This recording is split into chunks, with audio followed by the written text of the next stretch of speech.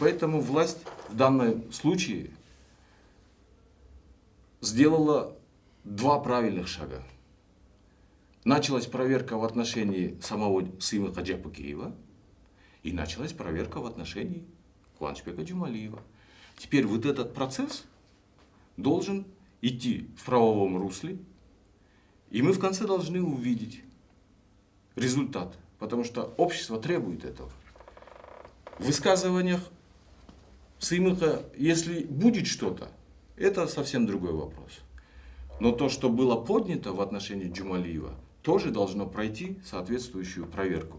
И потом общество должно получить внятные ответы, фактические результаты, чтобы потом делать выводы для себя. Вопросы поставлены. Теперь вопрос, как государство это все доведет до конца. Потому что основная задача это ответить на вопросы. Поставлены, общество уже это все услышало, все комментируют это.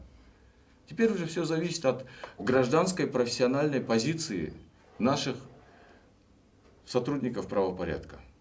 Во-первых, все должно быть в рамках закона и в правовом поле. Поэтому для того, чтобы это все делать, надо поднять вопрос, если общество настроено и поддерживает такое мнение, потому что общество должно об этом высказываться. Две революции не достигли своей цели. Почему? Потому что не была произведена та самая иллюстрация, о которой все говорили.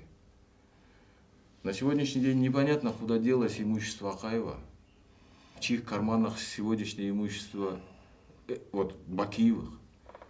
Вот куда это все, сколько комиссий было сделано. И вот такие вот домыслы, и вот такие вот разговоры на кухнях происходят не на пустом месте. Общество не получило ответов, куда испарилось имущество Акаевых, куда испарилось имущество Бакиевых. И после этого что произошло? Вот и все.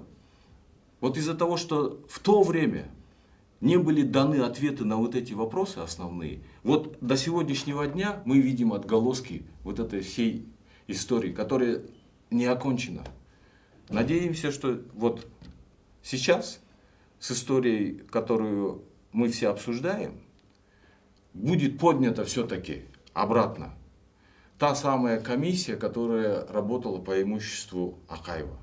Потому что ее указом исполняющего обязанности президента Курманбека Бакиева утверждали эту комиссию.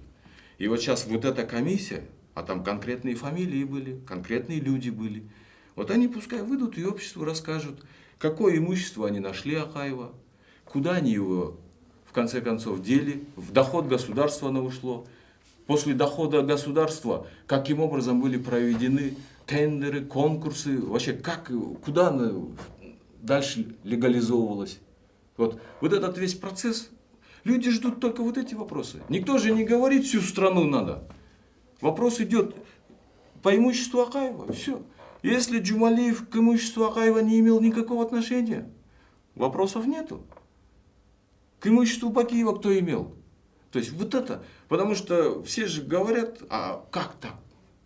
Вот и все. И Сыймык только об этом хотел сказать. Никто не говорил, чтобы посягали на имущество других граждан, других бизнесменов. О них вообще речи не шло. Но у нас встает другой вопрос. Это незаконное обогащение государственных чиновников. Потому что незаконно обогатиться можно только используя свои должностные полномочия, свое положение должностное. Вот поэтому здесь вот как раз вот этот аппарат и начинает вот таким образом реагировать. И на это надо очень хорошо обратить внимание. Ничего не найдет, нарушений каких? Такого не может быть. Документы есть, все есть. Это все должно быть поднято, начиная с Акаевского периода. Люди же есть, это имущество стоит же. Оно же не взорвалось, не испарилось, его же не разобрали, его никуда-то не ликвидировали. Оно все стоит. Просто надо сейчас провести грамотную работу ребятам. И все. И ответить на эти вопросы.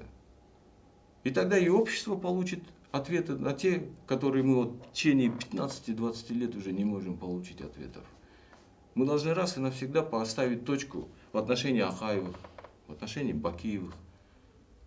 И сегодняшний период тоже вопрос.